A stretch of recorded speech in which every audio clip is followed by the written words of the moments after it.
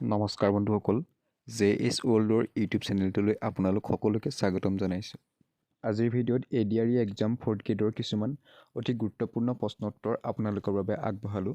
আশা কৰোঁ ভাল লাগিলে নিশ্চয় চেনেলটো ছাবস্ক্ৰাইব কৰি শ্বেয়াৰ কৰি দিব। প্ৰথমটো কুৱেশ্যন হৈছে, জ্ঞানপীঠ বঁটা বিজয়ী প্ৰথম অসমীয়া পুথিখনৰ নাম কি? ইয়াত 4টা অপশ্যন দিয়া আছে। 4টা অপশ্যনৰ ভিতৰত শুদ্ধ অপশ্যনটো হ'ব মৃত্যুঞ্জয়। জ্ঞানপীঠ বঁটা বিজয়ী প্ৰথম অসমীয়া পুথিখনৰ নাম হ'ল মৃত্যুঞ্জয়। নেক্সট কুৱেশ্যনটো আহিছে, ভাষা আন্দোলনৰ প্ৰথম শ্বহীদ কোন? ইয়াৰ শুদ্ধ উত্তৰটো হ'ব ৰঞ্জিত বৰপূজাৰী। অসমৰ স্বীকৃতিপ্ৰাপ্ত প্ৰথমটো আঞ্চলিক দলৰ নাম কি? ইয়াৰ 4টা দিয়া আছে, 4টাৰ ভিতৰত শুদ্ধ উত্তৰটো কি হ'ব? শুদ্ধ উত্তৰটো হ'ব অসম গণ পৰিষদ। নেক্সট, BTADৰ মুখ্য কাৰ্যালয় ক'ত অৱস্থিত? BTADৰ মুখ্য কাৰ্যালয় কোকৰাঝাৰত অৱস্থিত। নেক্সট কুৱেশ্যনটো দিয়া আছে, অসমত প্ৰথমবাৰৰ বাবে খাৰুৱা তেলৰ সন্ধান পোৱা নৈখনৰ নাম কি? ইয়াত 4টা অপশ্যন দিয়া আছে। ইয়াৰ ভিতৰত শুদ্ধ উত্তৰটো হ'ব বুঢ়ীদিহিং।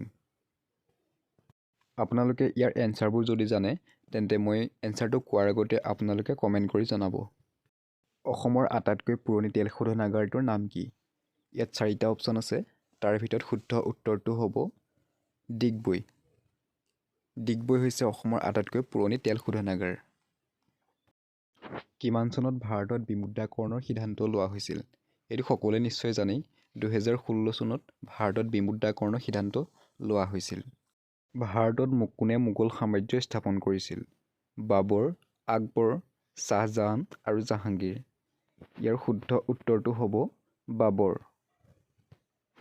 ভাৰতত বাবৰে মোগল সাম্ৰাজ্য স্থাপন কৰিছিল। সৌৰজগতৰ আটাইতকৈ সৰু গ্ৰহ কোনটো? সৌৰজগতৰ আটাইতকৈ সৰু গ্ৰহটো হৈছে বুধ।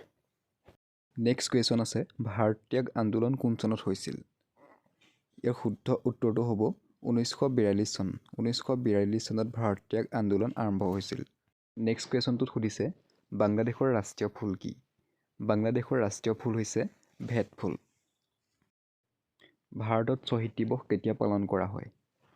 ভাৰতত শ্বহীদ দিৱস পালন কৰা হয় 30 জানুৱাৰী তাৰিখে। নেক্সট আছে, নিউটন কিহৰ একক? ইয়াৰ শুদ্ধ উত্তৰটো হ'ব বল। বল হৈছে নিউটনৰ একক। বিশ্ব স্বাস্থ্য সংস্থাৰ মুখ্য কাৰ্যালয় ক'ত অৱস্থিত?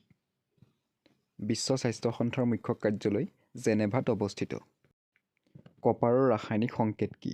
ইয়াত 4টা অপশ্যন আছে। তাৰ ভিতৰত শুদ্ধ উত্তৰটো হ'ব Cu। Cu হৈছে কপাৰৰ ৰাসায়নিক সংকেত। অসমৰ কোনখন চহৰক প্ৰেমৰ নগৰী হিচাপে জনা যায়? অসমৰ তেজপুৰ চহৰক প্ৰেমৰ নগৰী হিচাপে জনা যায়। নেক্সট কুৱেশ্যনটো হৈছে, মহাত্মা গান্ধীৰ ঐতিহাসিক দাণ্ডী যাত্ৰা ক'ৰ পৰা আৰম্ভ হৈছিল? শুদ্ধ উত্তৰটো হৈছে সবৰমতী আশ্ৰম।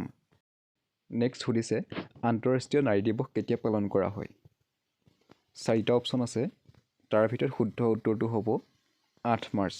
8 মাৰ্চত আন্তঃৰাষ্ট্ৰীয় নাৰী দিৱস পালন কৰা হয়। নেক্সট কুৱেশ্যন, কাজিৰঙা ৰাষ্ট্ৰীয় উদ্যান কোনখন জিলাত অৱস্থিত? কাজিৰঙা ৰাষ্ট্ৰীয় উদ্যান গোলাঘাট জিলাত অৱস্থিত। লাওখোৱা অভয়াৰণ্য কোনখন জিলাত অৱস্থিত? ইয়াত 4টা অপশ্যন আছে। 4টা অপশ্যনৰ শুদ্ধ উত্তৰটো হ'ব নগাঁও। নগাঁও জিলাত লাওখোৱা অভয়াৰণ্য অৱস্থিত। মথনী উৎসৱ অসমৰ কোনখন জিলাত পালন কৰা হয়? ইয়াত 4টা অপশ্যন আছে। শুদ্ধ উত্তৰটো হ'ব মথনী উৎসৱ অসমৰ দৰং জিলাত পালন কৰা হয়। নেক্সট, চমাংকান কোন জনগোষ্ঠীয়ে পালন কৰে? ইয়াৰ শুদ্ধ উত্তৰটো হ'ব চমাংকান কাৰ্বি জনগোষ্ঠীয়ে পালন কৰে। নেক্সট কুৱেশ্যনটো দিছে, এৰাবাটৰ সুৰ ছবিখনৰ পৰিচালক কোন আছিল? এৰাবাটৰ সুৰ ছবিখনৰ পৰিচালক আছিল ডক্টৰ ভূপেন হাজৰিকা। প্ৰথম অসমীয়া শিশু চলচ্চিত্ৰখনৰ নাম কি আছিল? অবুজ বেদনা। ইয়াৰ শুদ্ধ উত্তৰটো হ'ব অবুজ বেদনা। অসমীয়া বোলছবিৰ প্ৰথমগৰাকী মহিলা পৰিচালক কোন আছিল? শুদ্ধ উত্তৰটো হ'ব মনীষা হাজৰিকা। মনীষা হাজৰিকা আছিল অসমীয়া বোলছবিৰ প্ৰথমগৰাকী মহিলা পৰিচালক।